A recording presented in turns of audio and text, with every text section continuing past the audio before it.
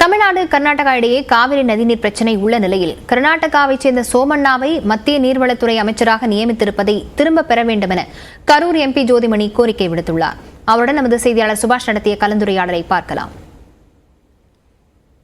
ஒரு டிஸ்பியூட் இருக்கும் பொழுது இப்படி கொடுத்திருக்கிறது எப்படி பார்க்கிறது? காங்கிரஸ் என்ன செயல்பட போகிறது? தொடர்ந்து தமிழ்நாட்டிற்கும் தமிழக மக்களுக்கும் ஒரு விரோதமான ஒரு கட்சியாக ஆட்சியாக பாரதிய ஜனதா கட்சியும் நரேந்திர மோடி அவர்களின் அரசும் செயல்படுறாங்க. இந்த மாதிரி ஒரு சூழ்நிலையில் காவிரி தமிழகத்திற்கும் கர்நாடகாவுக்கும் இடையில காவிரி பிரச்சனை தீவிரமாக உச்சநீதிமன்றத்தில் நடந்து கொண்டிருக்கும் நிலையில் காவிரி பிரச்சனையில் தமிழகத்தின் உரிமைகளுக்கு எதிராக கடந்த 10 ஆண்டு காலமாக ஒன்றிய பாஜக அரசு கர்நாடகாவுக்கு ஆதரவான ஒரு நிலைப்பாட்டை எடுத்திருக்குது.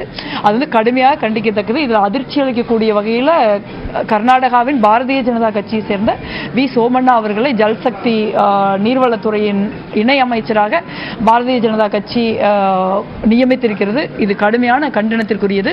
இது காவிரி பிரச்சனையில் ஜல்சக்தி மினிஸ்ட்ரி ஒரு சார்பாக கர்நாடகாவுக்கு ஆதரவாக செயல்படக்கூடிய ஒரு வாய்ப்பு இருக்குது. ஏற்கனவே ஒன்றிய ஜல்சக்தி மினிஸ்ட்ரி கர்நாடகாவுக்கு ஆதரவாக தான் தொடர்ந்து செயல்பட்டு இருக்காங்க.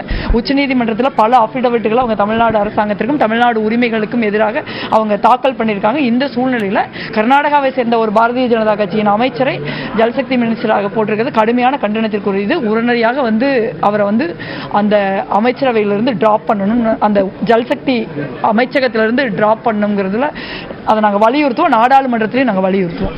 ஹவுஸ்ல இது அழுத்தமா சொல்ல போறீங்களா? இல்லை, ஹவுஸ்ல நம்ம சொல்லணும். ஏன்னா இப்படி ஒரு பிரச்சனை இருக்கிற ஒரு சூழ்நிலையில் 2 மாநிலங்களுக்கு எதிராக கடுமையான டிஸ்பியூட் இருக்கிறப்ப ஒரு தமிழ்நாட்டின் உரிமைகள் தொடர்ந்து மறுக்கப்படுற ஒரு சூழ்நிலையில் அந்த மாதிரி ஒரு கர்நாடகத்தை சேர்ந்த ஒரு அமைச்சரை ஜல்சக்தியில் இணையமைச்சராக நியமிக்கிறது ரொம்ப தவறானது.